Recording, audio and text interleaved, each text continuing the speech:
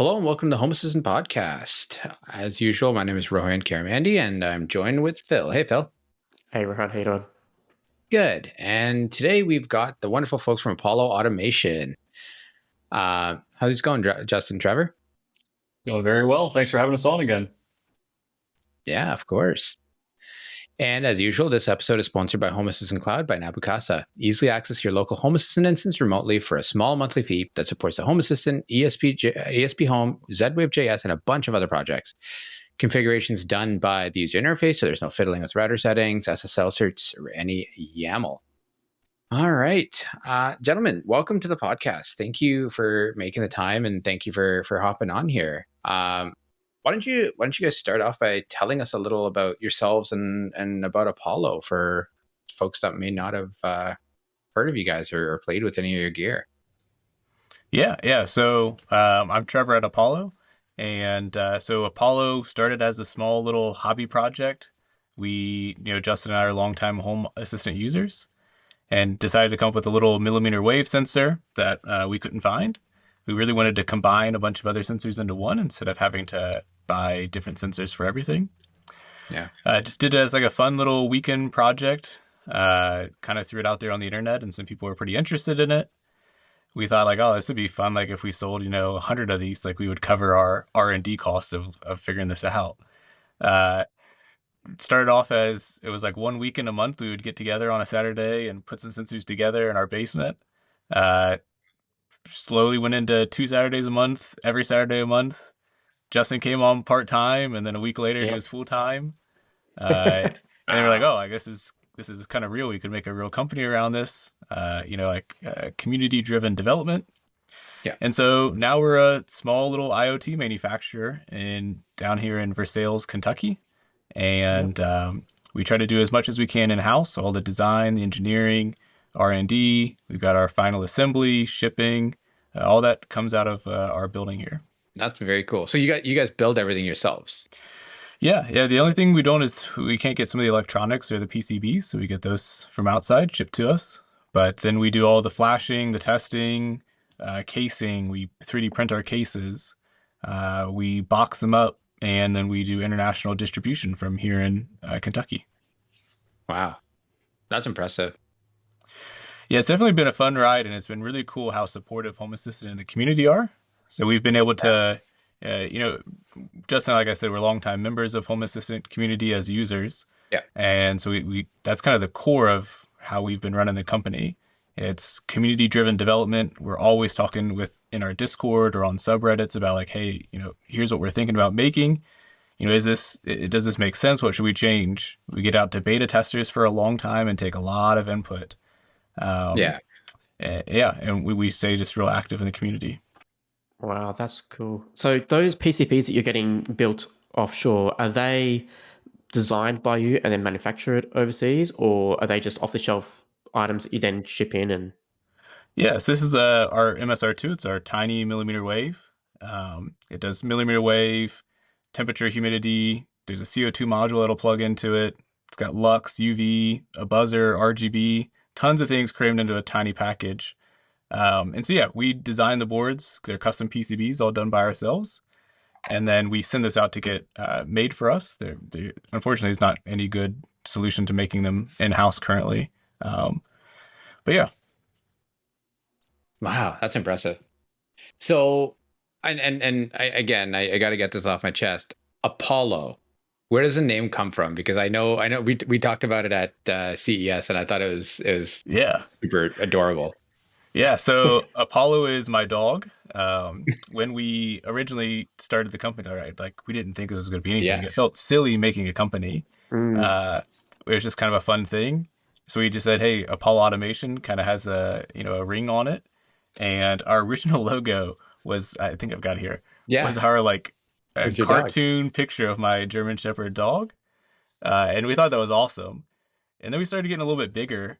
And when we would talk to people, they'd be like, well, what pet sensors do you make? Or like, what type of a pet company are you?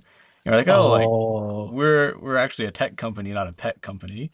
So then we worked with some really, really cool local startup resources here in Kentucky. And we're able to get into a program to help us redesign our logo, a little more professional. But the secret is, if it shows up on camera, it's still a dog facing sideways now. So here's Oh, his that's eye cool. and his ear, but it's still Whoa, an I did A. not catch that. It's hidden. It's hidden. Yeah. I love that. That's impressive. Yeah. Yeah. So it's really, really clever design. Yeah, the community was upset that we were getting rid of the dog, and we told them we would keep it. So we did in an abstract way, but it's still there. Yeah, we still hide the old logo on all of our PCBs, inside of our boxes, things like that. Anywhere we can sneak the old dog logo in there, we do. I love it. Wow. So if someone was to be a tinkerer, open it up, they would see inside there's the old logo. Yeah, it's been pretty fun, like because we usually don't like tell users when they buy the sensor. Uh, Yep. you know, one in very few, you'll get a message be like, I opened up my sensor. Look at this dog in here. Like, is this on everything? We're like, yeah. And then it sparks like a chain of people going and opening up their boards to see if they also have the dog. So That's awesome. yeah, It's funny because I love like little Easter eggs and like those kind of things, right? Especially on PCBs and things like that. Sometimes you see like I don't know, I've seen some fun things like Halo like references in there or like, just different Star Wars references and like that kind of thing, right? And it's cool. I love that. yeah, yeah. We have a lot of fun. I mean, we always just say like we're just two normal guys. Justin and I are great friends for a long time. We're not some massive corporation that's squirreled away building these with nobody else's input. We're having a lot of fun with it with the community, and it's been a blast. Is your plan, future plan to kind of keep the company small but manageable, or do you guys have like expansive, let's take over the world kind of plans and do that? Yeah. Yeah, I mean, we definitely are trying to grow it to where it's, Yeah. the larger we are and the broader our product lineup, the like more stable our company is. Yeah. But yeah, we love like the rapid R&D, the rapid changes, being able to take community input. A good example of that was our temperature sensor that we just, launched a couple months ago. And so this is a battery or non-battery powered home assistant temperature sensor that you can put in. Originally, it was designed to put in your freezer, your fridge, your fish tank, things like that. And so we had it out into a beta test group going through that, and they had it for a couple months, and we were getting ready to launch the product. And one of the beta testers said like, "Hey, like, can I plug in like a food probe into this to measure food on my grill, or like a turkey in the oven?" And we're like, "That's such a good idea!" Like, no, you can't, but like we'll go back to R&D and fix it and like so that you can. It took us like a couple months back in R&D getting it working, but like the flexibility to be able to hold up our product, rollout at Justin and I's call, is we don't ever want to give that up. Yeah, no red tape. We can just do whatever we want, make all the decisions. Very quick turnaround. Yeah, that's fine. And I love that you guys are keeping that kind of community feel still, right? And hopefully even as you grow and all that stuff, that never goes away. And that, I mean, we've talked to quite a few vendors just across our, I don't know, time doing this podcast and things like that. And it's that seems to be the nice piece where people actually feel connected to the technology, right? Because it's like, oh, you actually listen to my feedback and you actually incorporate it, like kind of like the barbecue, the temperature probe you were saying, right? Like it's a neat little thing, right? Let the people guide kind of what they want. Yeah, they really respond well to that. If I was buying a product from a company, I would love to be able to talk to the actual founders, the people actually making it. And I think that's been we've had such a positive response from people in our Discord and just saying like it's just so nice to be able to talk to the founders and have that direct line of communication. Because Trevor and I still get our hands dirty and still help out with all like the day-to-day operations and stuff. Shipping and fixing orders that may have forgotten to stay in or something like that. So it's been very nice to hear that.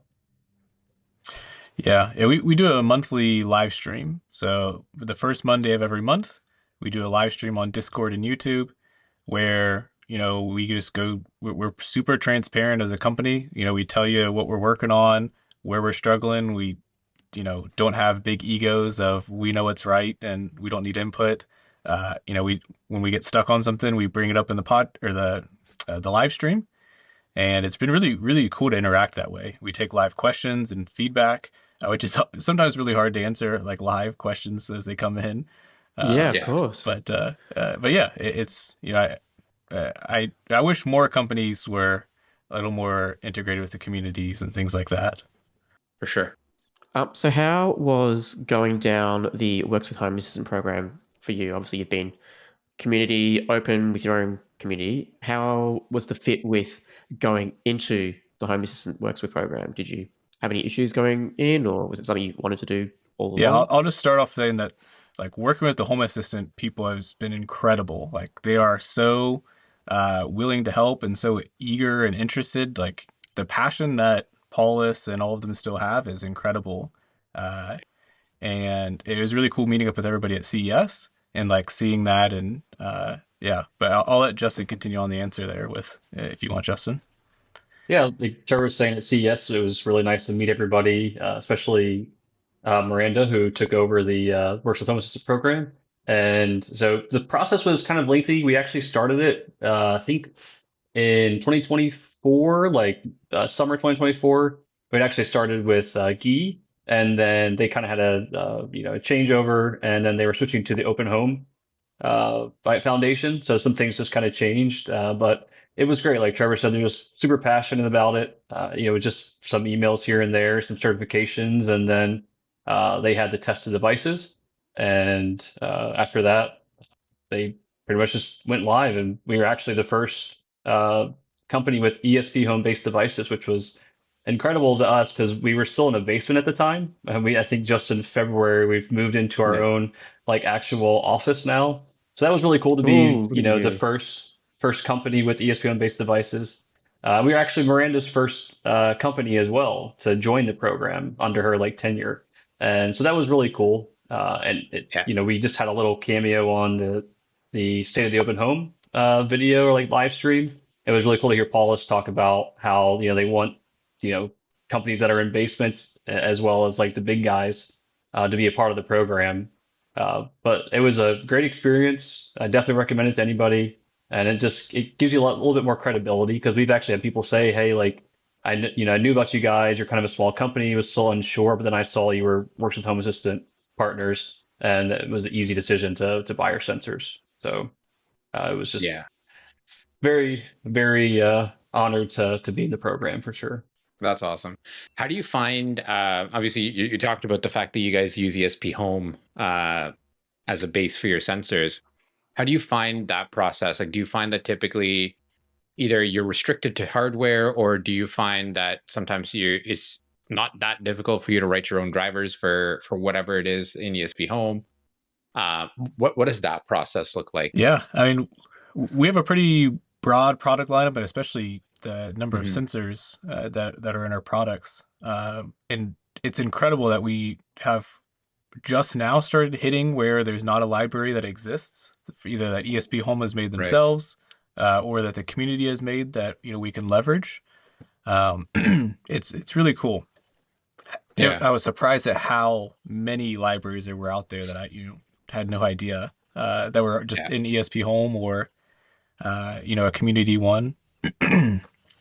And the guys at ESP Home, Jesse and Kev, Keith, Keith. Sorry, I was blanking on his KDX, name. yeah. Keith, Jesse, and Keith. Uh, it's again like they're so supportive. Like we're a small manufacturer, but like have like a direct line of communication that we can talk to them and say like, hey, we're trying this battery component and it's just we're not able to do X, Y, or Z. And they're like, oh, like that's awesome. Here's how you would do it, or like here's a pull request that will fix it, or whatever. So it's really been fantastic. And to add on to that, you know, uh, the support that we got at CES from like Paulus and Frank of like, yeah, like use our libraries, like build a company around it. Like that's incredible. I loved seeing it. It was really awesome. That's actually really cool. Now, how does I mean, we talked about the hardware design and all that stuff a little bit. You guys said you design it yourselves. What does that look like? So, do you guys have a background in like hardware engineering, or is that something you guys just picked up along the way and you're like, hey, this would be kind of fun and did that kind of thing, or how did that look? Yeah. So no like professional background in hardware. I've got a background in engineering and software, but I've always had, pretty deep hobby of electronics and Raspberry Pis and Arduinos and all of those over the years. Um, and yeah, really taken that step from, okay, like a breadboard with a bunch of wires. PCB is the same thing. You just condensed. So, um, but yeah, that's how our process always starts out is before we even start, we've got a like a Google form, a poll out there that we post all the time of, hey, what should we make? And that truly drives what our product development is people's votes onto that and their suggestions. And so, I don't like to build something and then go try to find like the problem or like this, what I'm trying to sell it to. So we very early on, when we find something on that list, we'll start talking to the community about, hey, like we think X, Y, and Z should be in this. Our price point would have to be roughly in here. Like, is this viable? And getting that feedback early is like so crucial, to your design phase. Um, but then from there, we throw it on a breadboard. We'll, buy off the shelf components, put it on a breadboard, test it out in ESP Home, um, and then start into a PCB for it. Oh, wow. And so so you've got like I'm guessing like a free text field somewhere that people can suggest like ideas for a product that you would make, and then you can just go through that list and then go, oh, that looks cool. Let's workshop that a little bit more. And Yeah, exactly. So the forum has, maybe 15 of our ideas of saying, hey, the irrigation controller, a light, this. Um, and so people can vote on that, but then they can also give their own suggestions. And yeah, so whenever we go look at this list, we pick one. We try to figure out, is it viable? Because another thing is, we don't want to make just the same product that is out there already. We want to try to find some way to improve upon it. As a engineer and designer, like that's way more fun than just copying something that already exists. So I'll tell you a good example of that was our plant sensor that we released. So plant sensor was number one request at the very, very top. Everybody was wanting it. And so I like started doing the research on it. I was like, man, like there's a lot of really cheap plant sensors out there, like, and just posted in our Discord, like, hey, like, we've got all this feedback, but like we can't make a $5 plant sensor. Like we've got to be in this type of a range. We're doing all of our assembly in the US and, yada, yada. Like how do we get there? And, we got incredible feedback that, these cheaper plant sensors, they don't last. They start corroding after a year. They don't offer anything besides, soil moisture. And so if we could start adding in things like the UV and the lux that your plants are getting, the soil temperature, air temperature and humidity, buzzers, lights, things like that to notify you. And then conformal coating our PCB so that it can last very, very, very long without any type of corrosion on it. And we were able to do all that before we, spent a dime on actually trying to build a product, just talking to our community, getting real people's feedback. And it's really cool, like who comes out of the woodwork, like when you start asking questions, you post in there and some guy comes out and he's, worked in, a greenhouse for the last 30 years and has tons of experience on stuff. And it's like, whoa, like that's so cool. The knowledge that's out there that, we can ask questions to. that's very cool. What would be one of your random like product requests that you've seen on that list that you're just like, I would never have thought of that in a million years? Surely there's That's got a to be a good one. few, right? That's a good one. I'm trying to think. There's a We lot where it's like that's a really specific sensor. Like we could sell 3 of those if we Yeah, built yeah, of it. course. we get a lot of requests for people who want sensors to monitor their like breeding farms, whether it be like they're breeding birds or rats Okay. or any sort of like Oh, animal. So we interesting. get some pretty interesting people who are like, I need this, specific sensor because this is what this animal puts off, or this is how I know that this is going to be like bad for their environment. So we've had some interesting ones like that. Yeah, That is that's true. cool. Yeah, and then I guess it gives you an opportunity to pivot, right? Like, okay, we're not doing home automation anymore. We're now doing like farm automation or something. Yeah, Farm and automation, exactly. we're back to pet sensors then, which is Yeah, Yeah. exactly. that's great. Yeah, yeah. That's funny. So what, I mean, if you can share with us what's coming out, what's in the hopper right now? Yeah. So we've got a few things that we're working on. A couple that have been working on for a long time, and a couple that are newer. Yeah. One new one that we're really excited that's coming out here really soon is a PoE millimeter wave sensor. So Oh, yes, millimeter please. wave is really talkative, where it sends a lot of traffic back and forth over your network. And two, really one of the best places to mount a millimeter wave sensor is in your ceiling, looking down at your whole room. So we've been working on this PoE millimeter wave. It's really nice. I don't have it next to me right now, but it's small enough to fit into like gang boxes for your electrical outlets and to small little recessed lighting pucks. And it'll have a 2450, which is a millimeter wave sensor that'll tell you the XY coordinates of where you're at in a room. It's really, really cool, really, really accurate. Can track a couple people. And so it's not just, hey, is somebody in the room?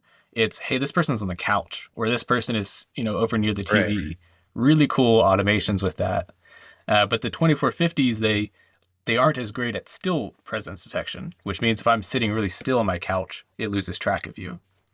Mm-hmm. So that's where we are actually able to add two radar sensors into one PCB, so that we can add a LD 2412 or a 2410. Where I think we're going with the 2412, 2412. which has very good still detection, but it can't tell you the XY coordinates. It can just say, hey, you're in the room or you're not. Yeah. And so by using these two, the pros of both of those sensors, you have a really cool product that is ceiling mountable. We have expansion spots on it for CO2, temperature, humidity, things like that. And then PoE, you don't have to worry about your Wi-Fi connectivity or a mesh network or anything like that, or powering it. You can just run an Ethernet cable up to it and do that. So that's the one we're really excited about. We're really close to launching it. We've started branching into some WLED projects. So we had a lot of requests for WLED, which is controlling RGB or just regular white strands of lights. They integrate with Home Assistant incredibly well. And we've got a couple of fun ones that we're coming out with that. A matrix, and it should be pretty neat. That's cool. So you're kind of diverging from exclusively ESP Home, because this will be flashed with WLED. Yeah, that would be flash with WLED. It'd be our first sensor that wouldn't come with ESP Home on it. I mean, it does work with Home Assistant and things like that, and it's a very similar, project and ecosystem. But yeah. I mean, it really was Brandon, one of our team members. He's a big WLED guy, and he kept saying, like, Trevor, just build a WLED controller, like build one. And I was like, yeah, okay. And then we got into it, and it's pretty cool.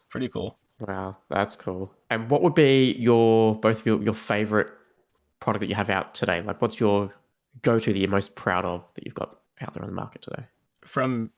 I like the MSR2, which is our tiny millimeter wave motion sensor. It's packs an insane amount into like smaller than a Tic Tac box. I like that just from like the size and what we were able to accomplish with this small size.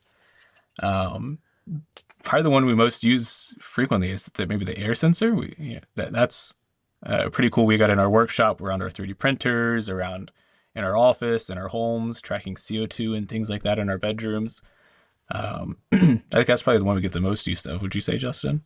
Yeah, I think the Air one's probably, of course, the MSR2 is our OG and kind of got us to where we are, but the Air one is definitely, like probably my top one, top sensor, just because of everything that it can do. And then of course it's very small as well if you've seen any other sensors on the market. So, and then just the air quality metrics that you get from it are incredible, especially for the price. So just really, really like that one. Yeah. Well, I'll tell you one more that's in development, and it ties into making those libraries, is a radon sensor. So there's not a whole lot of radon sensors, especially that are affordable for home automation.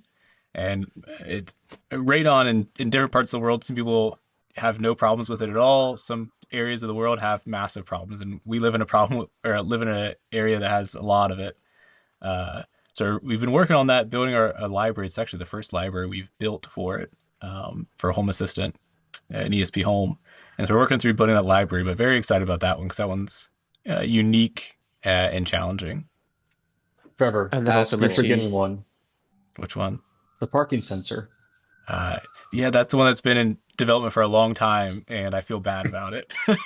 We both feel bad about it. Yeah, we put it on hold many times. It Yeah. gets requested all the time. It defeats the tennis ball in your garage is essentially what Yeah. it is. It's you put it on the wall. It's got a ultrasonic sensor at the base, a USB cable that goes up to a light puck. You can save your car's parking distance where you want it to stop, and then as you're pulling into your garage, it'll kind of close down and tell you, okay, you're approaching, stop. Oh, you're too far past, and make you park in the right spot. It's a fun one. It's been challenging, and we're really close. Justin was going to wrap it up, I think, this month, right? Yeah. That's why I made you talk about it. It's been that's been a frustrating one to debug the code on. Yeah. But we'll get it. We're excited for that one. So we've got a lot, I guess, to answer there. Yeah. That's cool. And now, obviously, using ESP Home and even WLED, those integrate directly with Home Assistant using IP and your normal network stack. Have you guys looked at anything on the Matter front or Thread, the combination of those two, or even Zigbee, Z-Wave, any of those types of protocols? Has that ever come up? Yeah. So as part of our product survey, we ask what protocol are you most interested in. Zigbee's the highest. Wi-Fi is a good chunk, and Z-Wave's a good chunk. Not as much so on the Matter side, but I think just because it's newer.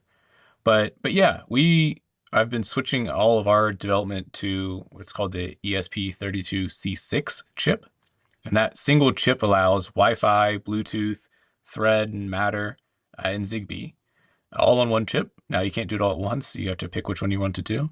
But we've been switching to that just for the flexibility that with a firmware change in the future, as ESP Home might start supporting more of these protocols, you can now, the sensor that was working on Wi-Fi, you flash it, and now you've got a Zigbee or a Matter sensor.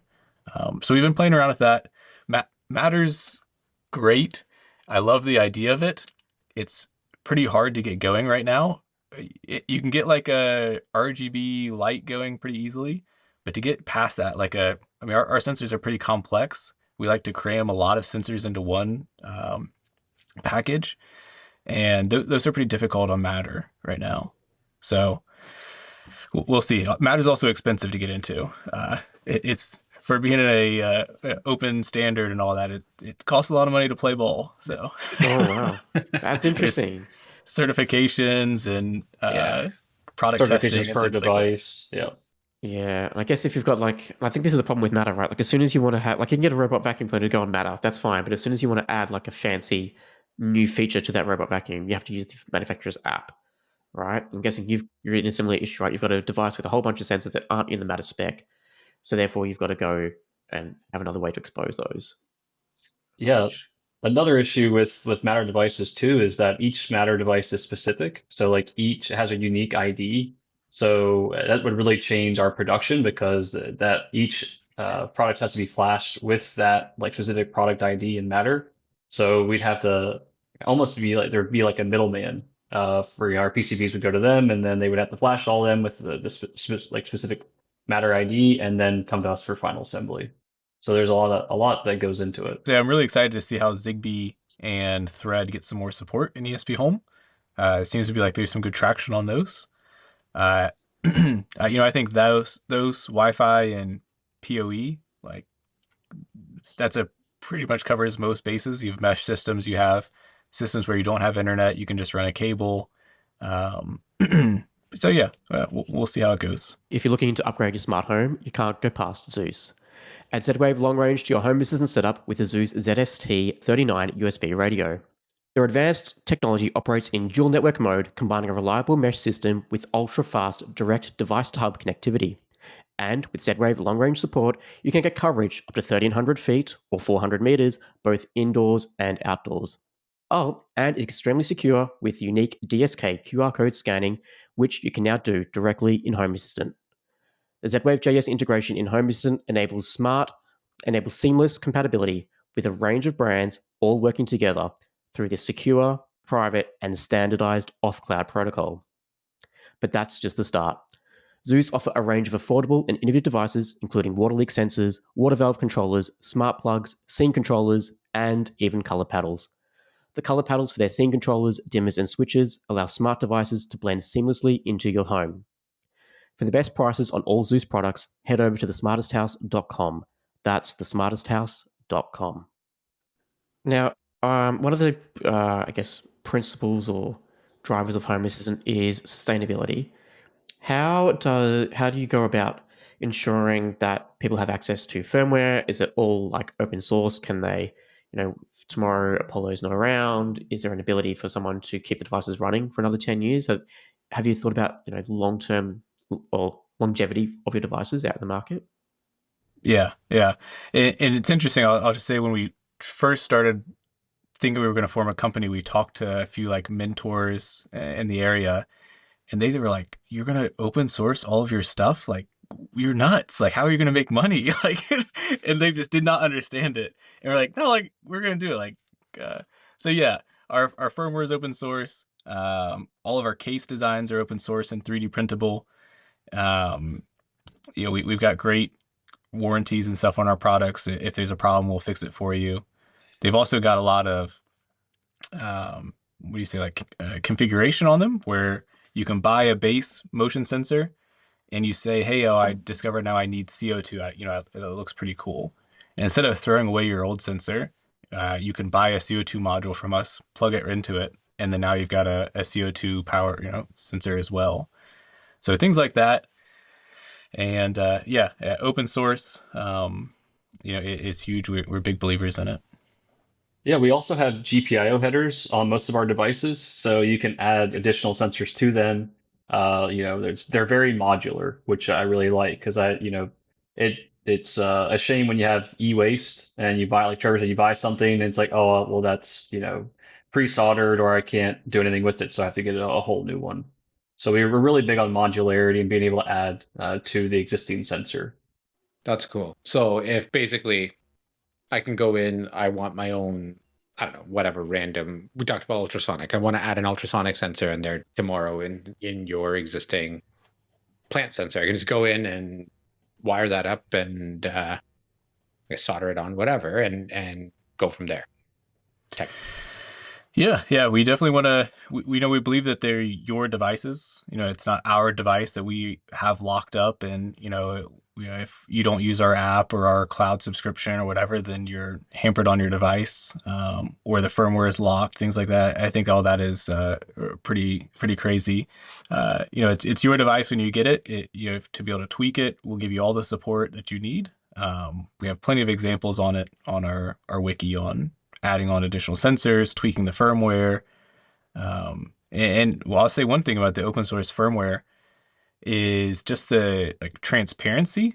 Because there's a new update mechanism where the devices can now get updates from like a GitHub through ESP Home. So our sensors can go out and our repository in GitHub can build a new firmware with updates, and it shows up just like a normal Home Assistant device update in Home Assistant for you.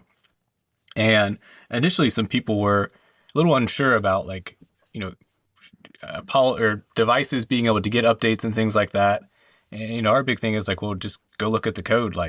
You can tell that we're not calling out to some third party to steal your data, I think it gives a lot of transparency and confidence in software. Yeah, I like that idea of if I've not that I would ever care to do this, but if I ever cared to go in and audit your code, I can totally do that, right? Or if I know somebody that is able to do that, yeah. And learning. It's a huge DIY community. We're DIYers and all of that. We've had people before, ask us and say like, hey, like, I could DIY this sensor for less. And it's like, you can. And here's our software. You can learn from our software to figure out how we're doing, X, Y, and Z, and build from it. Like, we're not trying to stop that. I think open source helps promote that, learning and DIY as well. Yeah, that's for sure. Um, Switching gears a little bit, I'd love to talk about your guys' homes. What are you doing? What are your home automation kind of proudest moments or whatever? I think you said both of you do use Home Assistant pretty extensively. Yeah. Yeah. I think I'm sure there's parallels in this where like you would imagine that we have, 100 sensors and doing all these crazy things. Uh, Mine are purely out of laziness. Like, I don't have a whole lot of fancy automations or fancy dashboards. I want things that like turn my lights on and off, so I don't have to, that Yeah. tell me when to take the trash out and different things like that. I'm trying to get my dog's water bowl automated so I can refill my dog's water bowl for Apollo. Nice. That's cool. And, you know, uh, different things like that. I don't have anything too fancy. I don't Yeah. know, Justin. Yeah, I mean, I'm not as fancy either. I think up until like just a year ago, I was still running that on the Raspberry Pi 2, and so I finally switched to like a Lenovo M900 mini PC. Pi Uh, 2. Wow. Yeah, I know. I had to like use some old firmware that like wasn't even still like supported and stuff, and it was kind of cool. But then, compiling anything was just it just took forever. But pretty simple. Just like Trevor said, use the millimeter waves or MSR1 still, just to turn lights on or off. I really like cameras, so like Reolink cameras are big. I love their integration, and then of course they're just join the Works with Home Assistant program. Um, Also, like I love that you can connect to your vehicle, so like through Home Assistant. So I'm able to do that as well, just to kind of see the different metrics of it. And but yeah, pretty basic, really. I always like joked about it being kind of like a mechanic. You work on cars all day and you go home, you don't want to work on cars. But Yeah. we have a ton of fun at the workshop doing everything Home Assistant, and then we get home and I do dabble with some stuff, but I don't. I found myself doing less now that we're like running the company. It's mostly just troubleshooting or just trying to figure out working on new sensors or figuring out what's how we can improve our existing sensors. It it is really cool though hearing like, as designers and engineers us putting a product out, and a good example is our air sensor. We put it out there and said, oh, people are gonna you're gonna put it in your room and monitor your air. Like, that's what it's for. But hearing like different use cases for it has been so like inspiring and so cool. I mean, Yeah. anywhere from detecting dirty diapers to we've got a guy that is domesticating a new species of rat Yeah, roof and What? rats. a roof rat. Yeah, and What? he's got like this, like Justin was saying, like this, this house to breed them and keep track of them, and it was using our air sensor in there for all types of metrics, and it's like you just Okay. would never like think that somebody would be out there using it for that, and it's so cool to hear, everybody's use case. Yeah, it's cool. It's funny because like obviously on the podcast we've had our share of people coming in and be like, yeah, this thing is supposed to be used for like this, but I actually do this like, sometimes it's wacky, sometimes it's fun, sometimes it's actually like, holy crap, that's really cool, Yeah. right? And but yeah, that's actually really I like yeah, new breed of rat. That's kind of did not think that's where this Yeah, conversation is going. That's yeah, cool. I want to have I guess, the topic of the moment. We're recording this in the start of May. We had Agnes on last month from Zeus, and we mentioned tariffs and how it's affecting Zeus.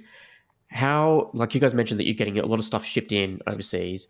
How are you finding like working with tariffs at the moment? Like, is that being an issue for you, or because you're doing a lot of in-house putting together, it's not an issue? Yeah, it's been fine. No tariffs, anything like that. Nothing. It's been great. no, no, it's actually pretty stressful. so, so Yeah. you would think that like, and Justin and I've always wanted to grow jobs in our local community, Yep. and employ people around us to assemble, to fulfill, to design things like Yeah. that. Um, and these tariffs are coming, and it's unfortunate that I mean, there's no other source for electronics beside in the U.S. You have to go out overseas, um, and so then to bring those into the U.S., you're going to get the tariff to assemble here. But now, like we export internationally, so now we're no longer competitive internationally because we had to bring them into the U.S. to do our assembly. So we're, it's unfortunate. We're trying to figure it out. It's also hard for a small team. Like we don't have a compliance and legal team out there scouring this every day, and it changes so frequently currently that it does consume a lot of your time that you'd rather be building products and growing your company, just trying to figure out what's going to happen.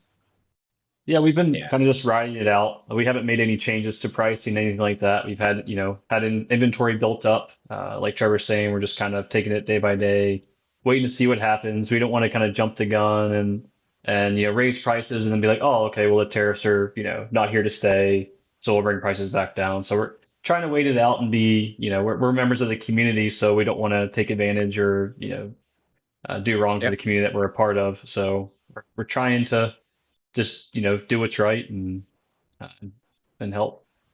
And by the time this episode comes out, Yeah. anyway, like it could be a completely different landscape anyway, right? The tariffs could be all gone, Yeah, and you guys Yeah. happy days, all right? Yeah. yeah, Yeah, It's which the makes nature it of the hard for beast. planning, right? Like, when you're launching a product, we're Yeah. trying to, like I said, launch our PoE millimeter wave. Mm. It's quite difficult to plan the cost Yeah. because you don't know your landed cost currently um, Yeah. day to day. So, Yeah. And it could change, right? So, yeah. It could change. Yeah, I mean, it could be changing right now. We don't know it, so yep. that's what's scary. Yeah. Yeah. Yeah. I feel that. And Apollo is still just the two-man operation. Like I'm still surprised. Like I can't no, believe that. we've got a team now. So, Oh, cool. Yeah, yeah. Yeah, we like Justin was saying, we were in my basement for quite a while. Really, just it worked well. We were growing, and then we started getting other people involved, and it was more and more cars in the driveway every day. So yeah, now we've got a small little office workshop warehouse in a town next to us. We've Yep. got a full-time support person and team member Brandon, who does an incredible job. I mean, I think. Uh, our support is phenomenal. So if you have a problem with a sensor or a question and you reach out, you're talking to Brandon pretty instantly. And or us yeah, sometimes. It depends. Yeah, That's yeah, cool.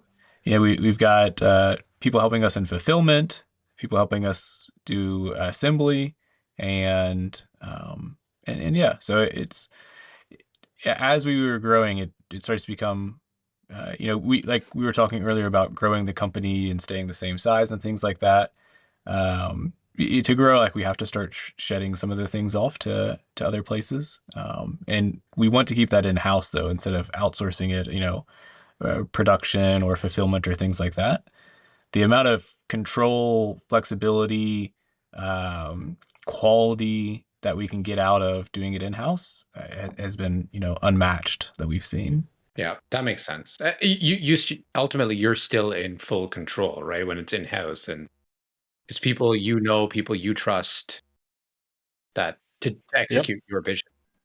Yeah, exactly. And you're so in tune with everything going on. Brandon says, "Hey, we've Yeah. had a number of these mounts that are snapping.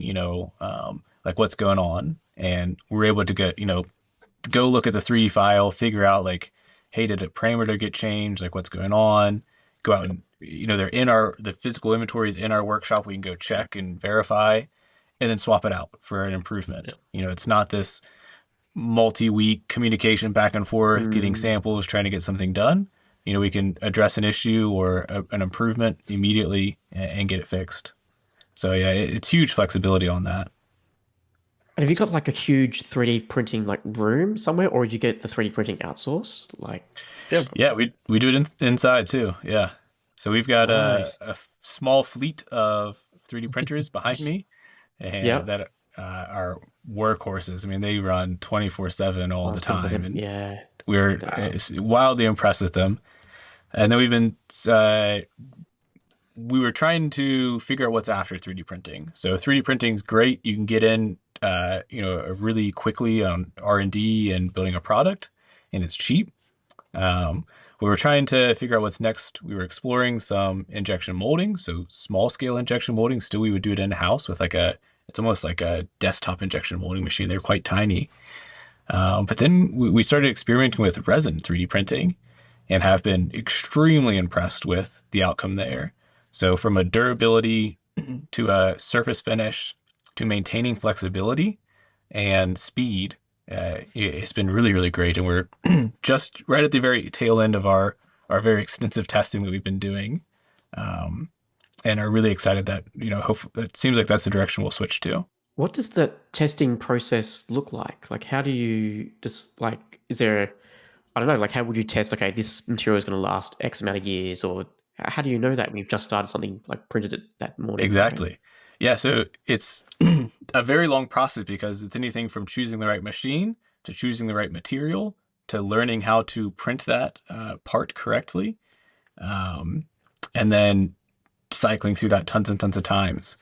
So we've honed down pretty closely the print that we want.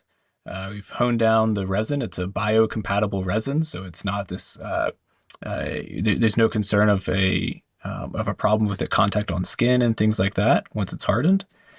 And then to answer your point on longevity, so we're primarily print in white. Our cases are white, things like that. White's an extremely hard color for resin printing because UV will yellow it over time. And so we had some samples done outside, but then we also we went out and bought almost every white resin we could find. Bought a bottle of every one of them and just printed parts. We left them out in the sun for weeks. We put them under UV lamps to simulate years of UV exposure to them, and did that for our testing to figure out which ones were yellowing and which ones weren't yellowing. And it was actually pretty surprising, the outcome. The professionally expensive outsourced ones, they look like a old computer, dusty in your grandma's garage. They're yellow. And then ours that we were able to source quite a bit cheaper and are phenomenal. We can't get them to turn yellow. So that's great, I guess. Right? It's cheaper and better, I guess, longevity from at least finish perspective, right? So it's and we had been doing that since the early days, Phil. When we were first 3D printing, I still have it outside. It's in my backyard. It's a few of our MSR1 cases. It's just sitting on a patio table in the sun and the rain and everything. Yeah. And they're still there a year and a half later. And we go out and check on them, and we quickly learned which ones would survive a little bit and which ones wouldn't. So, wow. Yeah, that's cool. I'm always fascinated. Like, you buy this like LED bulb and it goes, this bulb's going to last you 25 years. I'm like, how do you know that? How do you know it's going to be 25 years that it's going to last? Yeah. I don't believe you, right? Yeah. From environmental, we test that. We drop test, things like that. And with our rapid iteration, again, that's why we really don't want to go injection molding, is like I was saying, if we find out that in shipping a part is breaking because, the postal service is drop kicking it to the door or whatever, that sometimes seems to happen, we can improve what the piece that is breaking. And it doesn't cost us, $10,000 to go get a new mold cut. And we have to weigh that from a business side to say like, oh, is it really worth it? No, like we can fix it, we can improve it, and it's no cost, and we continue on. Yeah, we have good examples of our, the benefit of our 3D files being open source. That we've had, there's some group of guys, Tim and Larry, who are, I don't know exactly what they do, but they're definitely like scientists. I don't know what they're doing, but they work for a couple of universities, and they saw our air sensor, and it used to have 4 screws and 3 pieces of mesh. So, and then I would be assembling, but then I was assembling everything by hand. And, so I'd have to screw in the PCB, put the 3 pieces of mesh in, and then screw in the 3 screws to hold the case together. And they actually took the design and made it to a 1 screw design. So we were like, oh, this is great. Because we had talked about maybe, making it faster for production for us because I was limited to how many I can make in a day, and I was doing some admin stuff as well. So, we took that design, and then Trevor was actually able to get it down to where it's just like a snap fit design. So now we're able to make twice as many, air sensors as we Nice. were then. So that's been huge. The community making a change, Mm. and that wouldn't have been possible with injection molding. Yeah, us being able Right. to make that change, print it out 20, 30 minutes, see does it fit? Nope. Okay, well here, change this and print it again. Like that flexibility, just being small and agile, it's incredible. So I'm guessing then you've got your hardware constantly evolving. Does that mean that you have like a version numbers for your product hardware as well? Like if I was to buy an air sensor today and then you tweak the molding or the 3D print file tomorrow, is that then reflected? Like how does the customer know what version of the hardware they're getting, I guess? Yeah, yeah. So we try to limit the actual PCB changes, except for major revisions. But on case designs, yeah, we publish our case designs out there so that you can know that hey, my case was from November, and Apollo released an improved one in January that you would want to 3D print and all that. So yeah, we've got things like that. Same on the firmware side. There's release logs and things like that saying what has happened. Um, yeah, yeah, And the cool thing is too, when we switched from that screw design to snap-it design, like anybody with a 3D printer could print that new case, and it works with it's the same hardware. So that you didn't have to buy anything different or anything. It was just plug and play with the original hardware.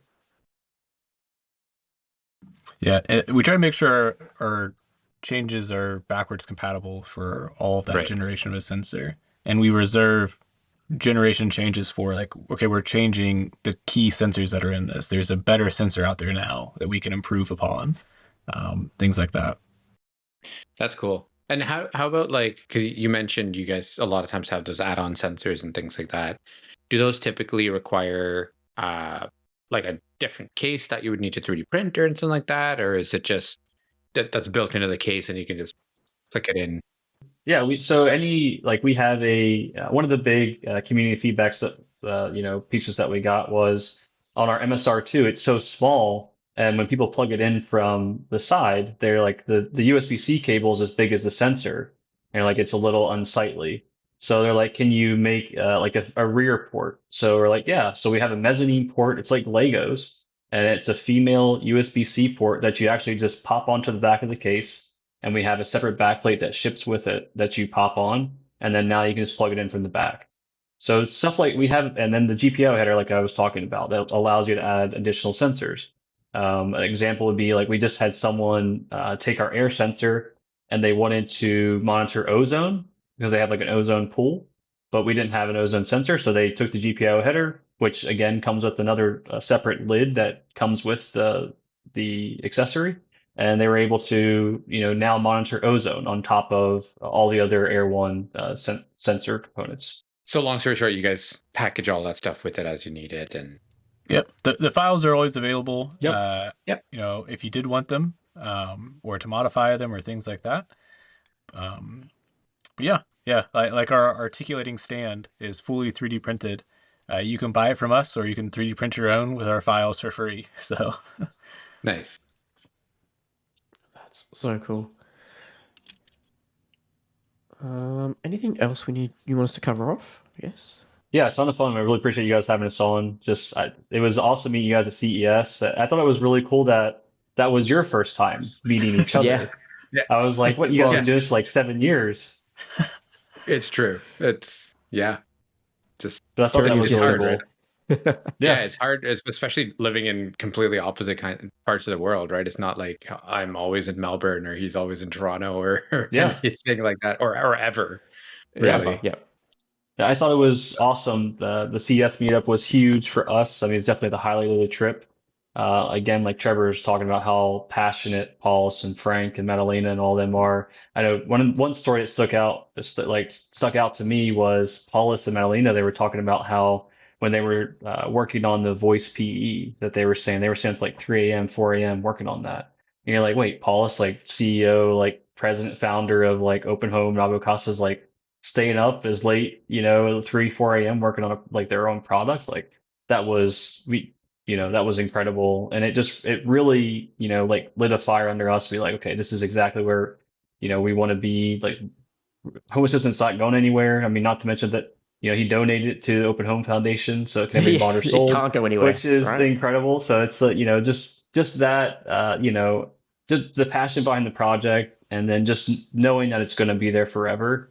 I like to joke and say that it's like, it feels like the resistance because you have these big players like Amazon and Apple and Google, and you Yeah. have us, Home Assistant crowd who are like fully local and private. And, we don't need any of like, we don't need your cloud. We don't need any of your Yeah. LLM stuff. Like we can do it all locally and privately.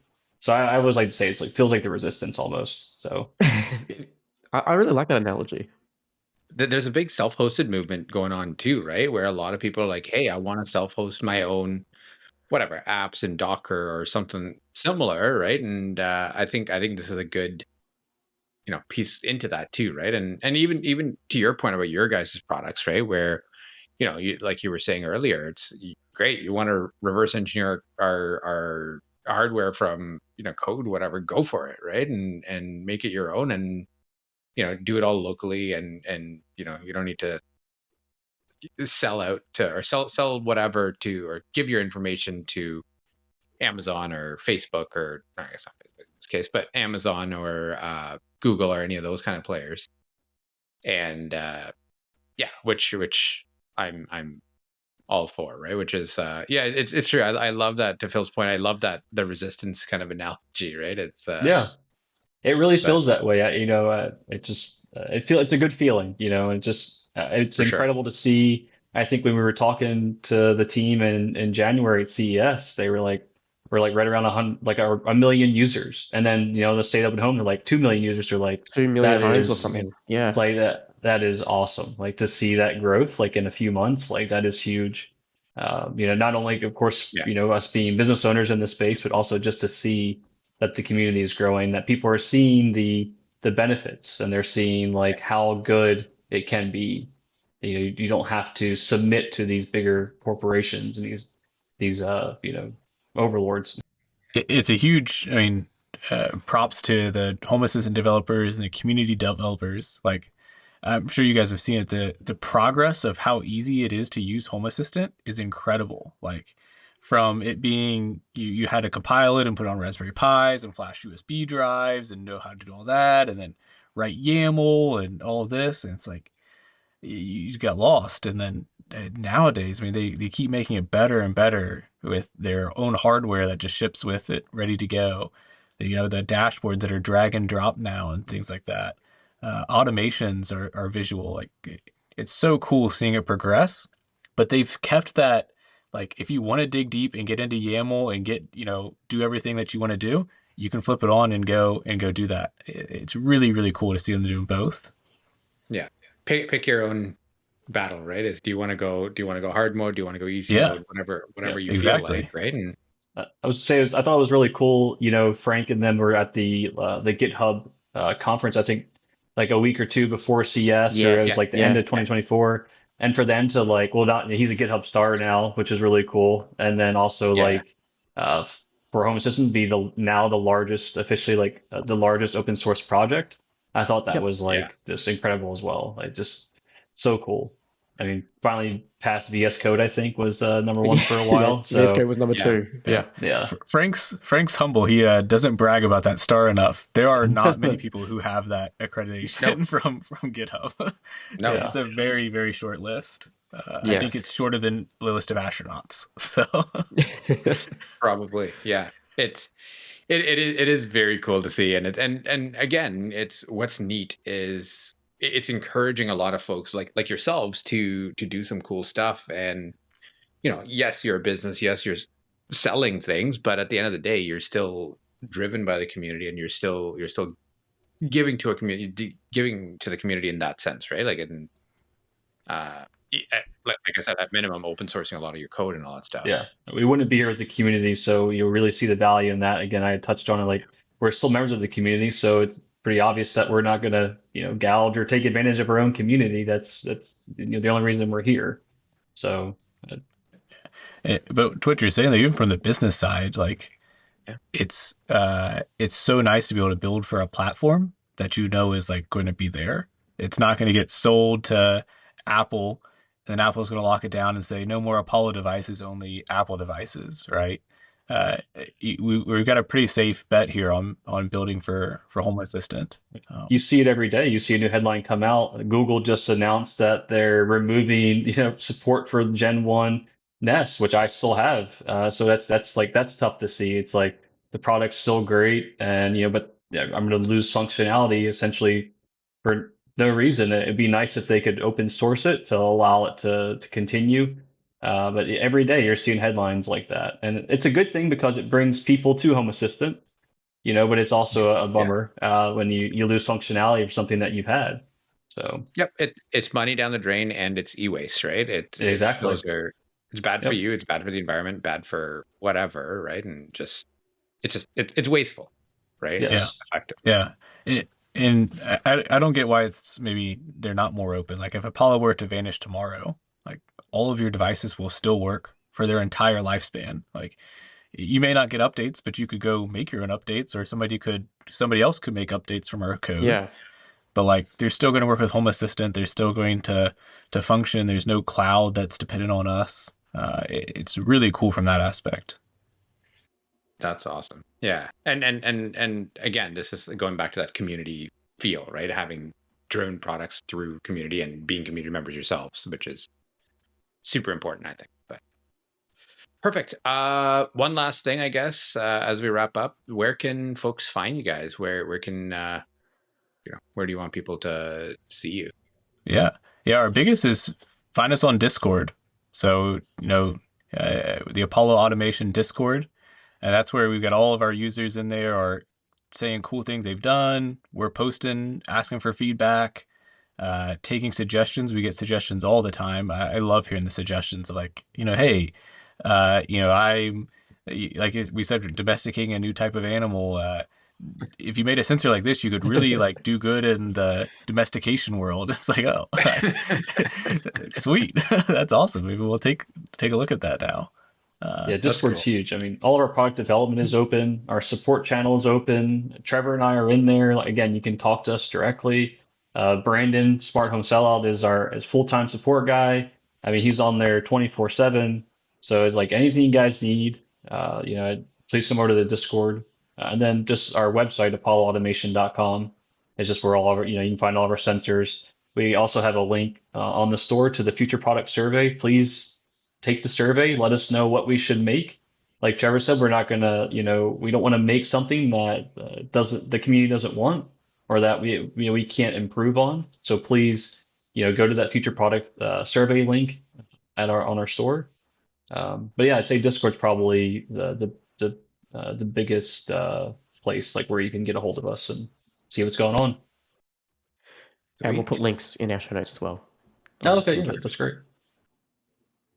Perfect. Well, Justin, Trevor, thank you guys so much for joining us today. Yeah, look forward to seeing what else comes down the pipe, and looking forward to seeing Apollo grow. Yeah, Yeah, thanks thank you. guys. Yeah, very nice seeing you again. Cheers. See ya. Likewise.